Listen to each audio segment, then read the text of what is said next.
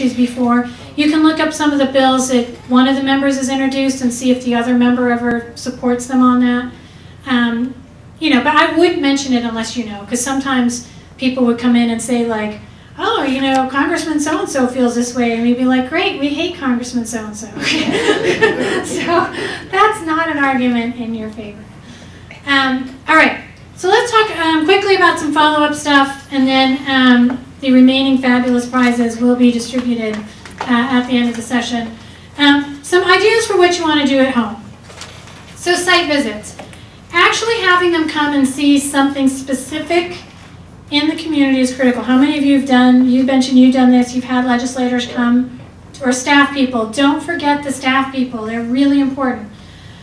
You can invite the local staff people, you can invite the DC staff people. Vicki and I were talking about the fact that sometimes the staff people aren't from that state or district.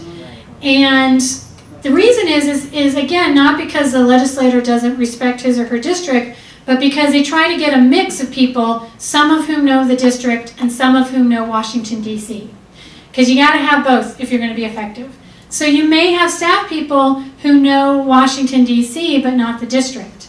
And the best way to deal with that is to ask them, are you going to be back in the district soon? If so, we would love to have you come and visit whatever it is you want them to visit. And you know, a lot of times, I mean, the staff do go back to the districts. If you ask them that specific question, they may tell you. If they say, oh, I don't know when, or oh, we don't go back to the district, then that's where you get the staff person in the local office to come and visit and start building your relationship through that loop. But getting them to physically see something. Some pitfalls, you can invite multiple people to attend a visit, but don't, again, invite two people who are running against each other. Never pretty.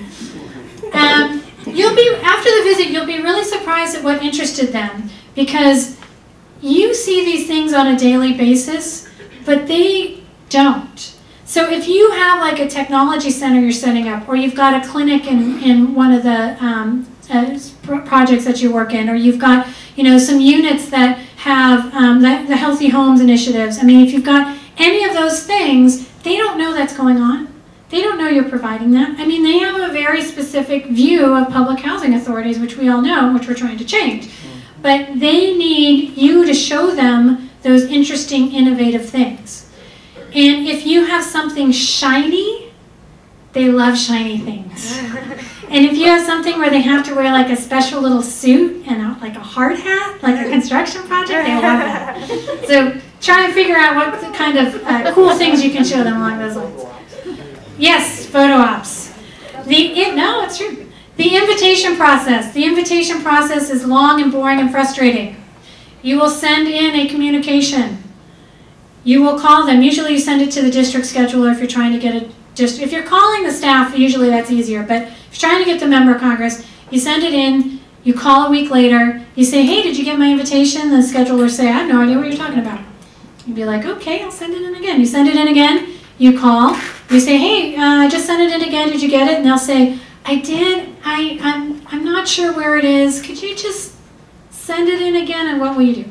Send it again. Right, and then you'll call back and you'll say, hey, I know you got it, you said you got it, and I sent it again, and oh yeah, it's on my chief of staff's desk, we're looking at it, I'm not really, do you mind just sending it in again, and what will you do? I will send it in again, I will keep sending you this piece of paper over and over and over again.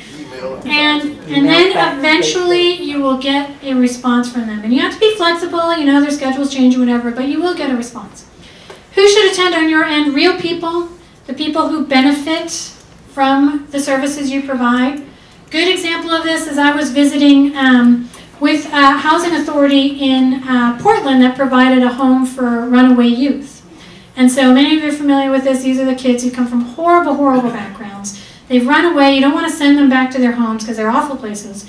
So it's a place where they had like little apartments, and they had a library, and they had a schoolroom, and they had kitchens, and so they're taking me through it. And as I'm walking around with the executive director, there's a young man kind of following us, and I'm like, oh, who's that? And he said, oh, well, that's Michael, and he's developmentally disabled, and he gets nervous when new people come in, so he's just going to follow us. I'm like, okay, fine, whatever.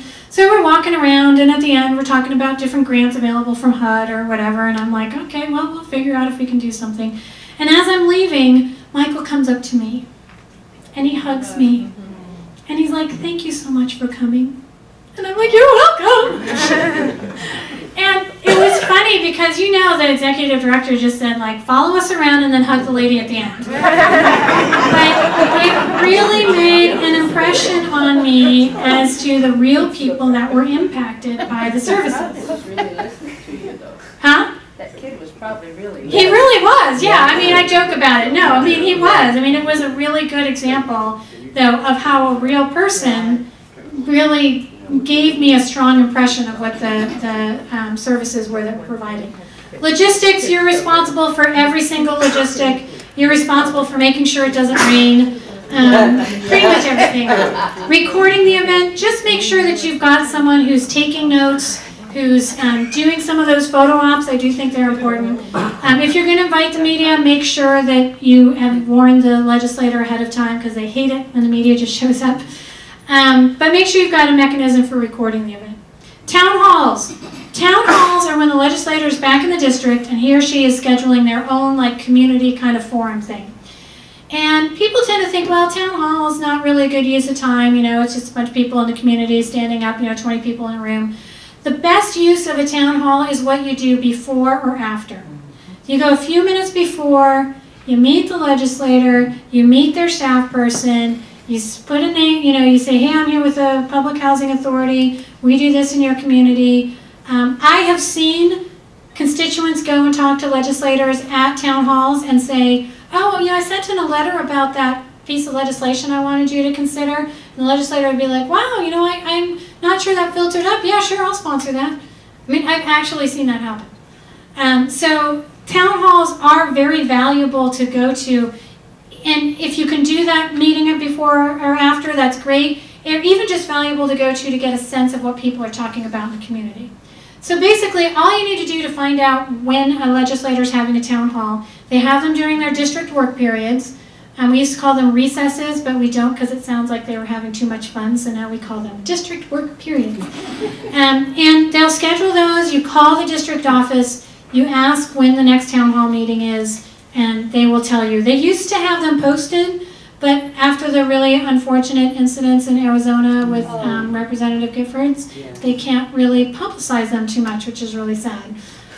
But you can call their office and they'll tell you, oh, we're going to be at such and such community center on such and such date. There are also teletown halls. A lot of legislators do these where they give you like an 800 number and you call in and you can listen. They like those because they can put everyone on mute, which is nice. But you can at least listen and still get a sense of some of the things the legislator's interested in. So check out town hall meetings and take a look at the legislative calendars to see when they're next going to be back in the districts. Social media. I hear the internet is here to stay. So a couple of quick things you can do. You can even do them right now today. Facebook. Follow your legislators on Facebook. You can even like them on Facebook. You don't have to like them. You just click the like button. And that will give you a sense of some of the things they're talking about. Follow them on Twitter, because sometimes they send out totally inappropriate things, and that's always fun. But it also, New York, are you here somewhere? Anthony Weiner, good work. 2 thumbs up. So Twitter, check them out on YouTube. Very important, because when you need to know what they look like, their official pictures look nothing like that. So YouTube will give you a sense of their sort of current looks. LinkedIn. How many people have profiles on LinkedIn?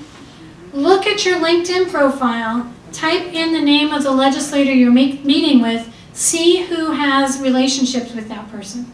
If you know someone who knows a legislator, ask that person before you go in, hey, I see you know Congressman so-and-so or Congressman so-and-so's staff. Do you mind if when I'm in there I just mention, that we have a positive relationship, and that hopefully your connection will say sure. But that helps you build that relationship because you know someone already that the congressman or the staff person knows and trusts. So those are some ways to use some of those social media things to learn a little bit about your legislators. Apparently you can also use it to stalk your legislators if you'd like, so that's always an option. but some things to do, not even when you get home, but now as well. All right, I told you I'd tell you the one thing that makes all the difference. It is persistence and perseverance. John Quincy Adams said that courage and perseverance have a magical talisman before which difficulties disappear and obstacles vanish into the air. One of my favorite presidents, so pay some attention. All right, so what are we going to do? Not just today to prepare for our meetings, but what are we going to do when we get home? I want everyone to write down 2 things, and anyone who tells me one of those 2 things in exchange for remaining fabulous prizes, you will get one of these prizes and you will walk forth and be knowledgeable. Once I've gotten some of your ideas, then I'm going to wrap up with the final thing, the last amazing word of wisdom. So write down a couple things and we'll give you some prizes. So 2 minutes left. I need to make sure before I let you out of here, you've gone through this. You are now going to be effective advocates. So there's 2 things you need to do. 1, I would appreciate it if you took a look at the pre-information about my book that's coming out on June 5th. That's all I'm going to say. Secondly, I need you to take the Effective Advocates Pledge, all right? So everybody, right hands up. Or left. I want to be youngest. Whichever you're comfortable with. All right, both. Thank you. I. State your name here. State your name here. See, I was expecting it from this table. Kind of thinking you'd be a little more reasonable. All right. I. Promise to communicate with my elected officials this week, next month, the following month, the month after that, and on, until the end of time, or until death do us part. Great, now you're married to them, so that's nice. All right, go forth, advocate, make me proud. Thank you.